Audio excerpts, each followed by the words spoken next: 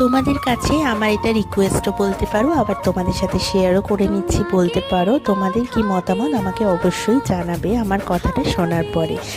ভেবেছিলাম আমার এই সমস্যাটা নিয়ে কথা বলার প্রয়োজন হবে না। তোমাদের কার কার সাথে এইরকম ঘটনা ঘটে আমাকে অবশ্যই জানিও তো। তোমাদেরকে সাজানোর পরে আমরা ভিডিও করে আনি, ভিডিওটাই আমাদের কাজের মাধ্যম। তোমরা যদি আমাদের ভিডিওই না দেখতে পাও তাহলে আমাদের বুকিং করবে কি করে বলো তো? একবার একজন আমাকে ফোন করে বলল, দিদি আমার যে সাজানোর ফটোগুলো আছে, যে ভিডিওগুলো আছে, সেইগুলো একটু ডিলিট করে দিতে হবে। আমি জিজ্ঞাসা করলাম কেন, কি সমস্যা হয়েছে আমাকে জানাও।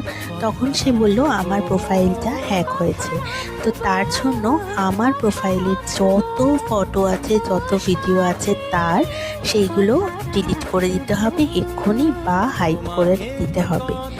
ঠিক তেমনভাবেই আরেকজন আমাকে ফোন করে বলে, দিদি আমার বয়ফ্রেন্ড না খুব রাগারাগি করছে, তুমি কেন আমার ভিডিওটা সেন্ড করেছো? তো আমি তাকে বললাম তোমার পারমিশন নিয়েই তো আমি তখন সেন্ড করেছিলাম। যদি তোমার পছন্দ ছিল না ব্যাপারটা তাহলে তুমি তখনই মানা করে দিতে, তাহলে আমি ভিডিওটা সেন্ড করতাম না। কিন্তু দেখো আমি এখন কিন্তু আর ভিডিওটা ডিলিট করতে পারবো না। তো যাই হোক, কার কার সাথে এরকমটা ঘটেছে অবশ্যই কমেন্ট করে জানিও তো। আজকের ব্রাইড হচ্ছে সায়নী, ঠিক যেমনটা কথা দিয়েছিলাম বৃদ্ধির লুকটার পরে আসবো ব্রাইডাল লুকটা নিয়ে। ওর মুখ থেকেই শুনে নি ওর কেমন লেগেছে লুকটা। ভালো, খুব যেরকম চেয়েছিলাম সেরকমই, একদম পারফেক্টলি।